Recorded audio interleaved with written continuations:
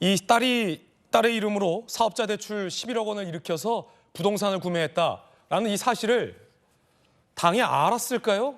공천 과정에서 몰랐을까요? 이 지점도 향후에 상당히 논란이 될 지점 같습니다. 알고서 공천했다면 그것 자체로도 논란일 것 같고, 모르고 공천했다면 당을 이른바 속인 행위가 되기 때문에 양쪽 어느 쪽이라 하더라도 논란의 여지는 있습니다. 언론 보도 한번 보실까요? 알고서 공천했을까? 모르고 공천했을까? 알고서 공천했다라는 이야기가 언론 보도에 많이 나오고 있습니다. 양 후보 대학생 딸 재산 신고, 예금 150만 원, 채무 11억, 공관위와 중앙선관위에 모두 다 제출을 했던 것으로 취재가 되고 있습니다. 관계자는 누가 봐도 미심쩍 상황, 이를 자진 신고했는데도 당이 제대로 걸러내지 못한 거다. 비명계 A 의원은요, 당 관계자예요, 편법이라도 신고만 하면 오케이라는 것이냐 라며 문제를 제기하고 있습니다. 동아일보 보도를 따르면 당이 알고도 공천했을 가능성, 더 정확히 말하면 이 정도일지는 모르고 넘어갔을 가능성도 있습니다. 김형주 의원님. 네. 예금이 150만 원인 딸이 11억 원 채무가 있다. 조금만 관심을 갖고 봤더라면 알 수도 있었을 내용인데, 네. 일단 딸의 채무 내용을 당에 제출했고 당은 공천을 했습니다. 그러면 누구 책임인 겁니까? 엄격하게 당이 불평 부당 없이 꼼꼼하게 모든 후보에게 검증의 잣대를 같이 댔다면 이것은 상당히 문제가 될 수 있는 여지가 있는 거죠. 예. 어떻게 대학생 딸이 대출이 11억이 있게 됐습니까? 라는 해명 자료를 요구했거나 그런 과정이 필요했을 거예요. 그런데 이것은 누가 뭐라 해도 전해철과 양문석이 붙는데 양문석 공천될 거야 이렇게 다 알고 하는 그런 공천 과정이다 보니까 아무래도 친명 후보에게 그런 어떤 공천의 기준이 느슨했던 거 아닌가 그렇게 생각할 수밖에 없어요. 왜냐하면 저런 자료를 안 냈다 그러면 뭐 후보가 안 내는 거 어떻게 압니까? 그 얘기가 말이 돼요. 예. 사실은 뭐 이영선 후보도 스스로가 뭐 부실하게 신고한 것까지를 검증 수많은 후보가 많은데 검증하기 어렵다. 그런데 차라리 당에 서류를 안 냈으면 나 예를 들면 뭐 우리 부부 자산만 하겠다. 예. 딸이나 뭐 아들은 안 하겠다. 이렇게 할 수도 있거든요. 그런데 버젓이 딸 재산도 이렇게 150만 원에다가 11억 이렇게 냈다 그러면 누군가 정상적인 범주 안에 있는 사람이면 왜 딸이 이렇게 빚이 많아요? 이렇게 물어봄직한 그런 이유인데 아무래도 그런 부분이 좀 허술하지 않았겠냐 이렇게 생각이 들고요. 한마디만 더 덧붙이면 사실은 뭐 양문석 후보에게 아니 노무현 대통령이 살아 계셨다면 이런 말씀을 했을 겁니다. 부끄러운 줄 알아야지. 예. 그런 말을 지금도 거리에서 방금 영상을 보니까 나를 가짜 뉴스를 시켜서 사기꾼으로 몬다. 이렇게 항변하듯이 유세를 하고 있는데 사실은 저렇게 유세를 해서 가야말로 우리 지지자들이 표를 찍어야 되는 그런 상황이 당 자체도 마찬가지입니다. 이건 어떤 그야말로 국고 보조금을 받는 정당이라면 국민 유권자들한테 제대로 된 검증을 한 후보를 내놓을 의무가 있다. 예. 그런 의미에서 당도 비판에 자유롭지 못하다 그런 생각이 듭니다. 원조 친노 김영주 전 의원님의 개인적인 견해 전해드리고 있습니다. 그 가운데 이 재산을 축소해서 신고한 건 아니냐라는 새로운 의혹까지 제기됐습니다.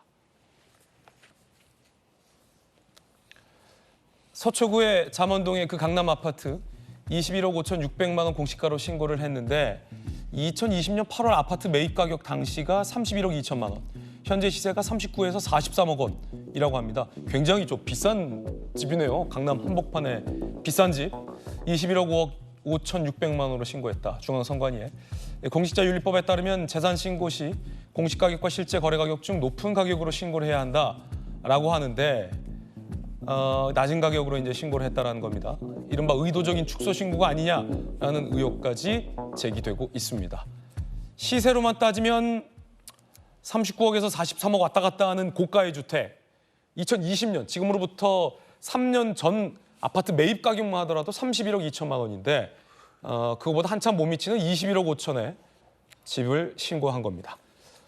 박성민 최고위원님, 이 지점은 문제 없는 겁니까? 어떻게 보십니까?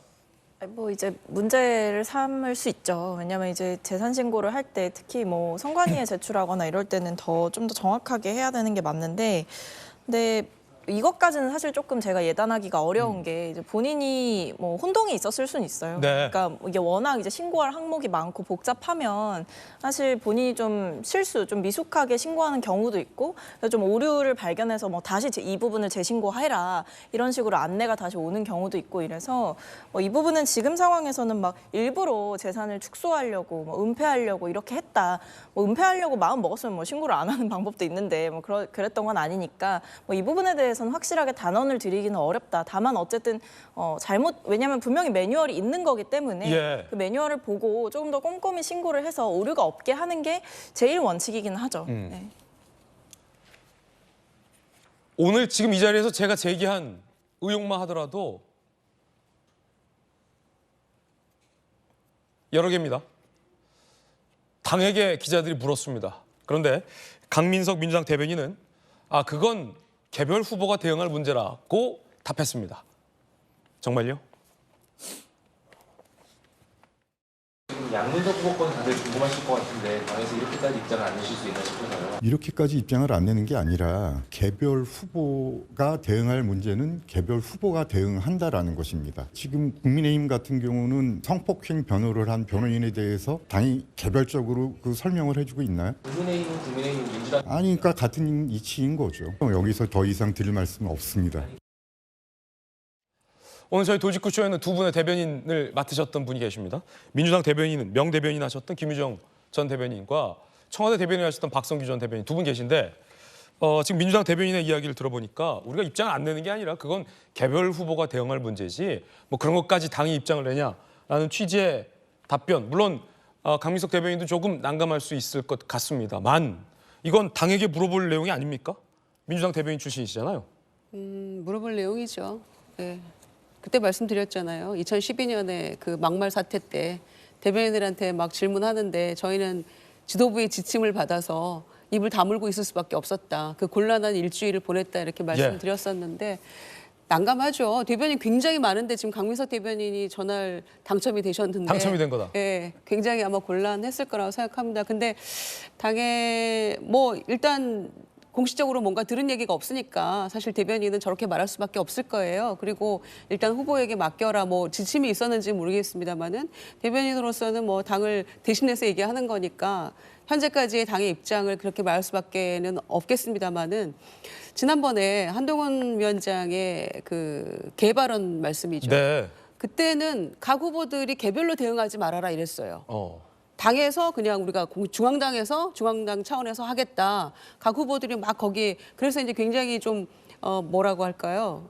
점잖게 중앙당에서 이렇게 먼 눈에 뭐만 보인다 이런 식으로 김민석 실장이 얘기하면서 이렇게 조용히 지나갔었거든요. 그래서 저는 그건 참 잘한 대응이다 이렇게 생각했는데 그럼 어떤 거는 후보가 직접 대응을 해야 되고 어떤 거는 중앙당에서 해야 될 것인가?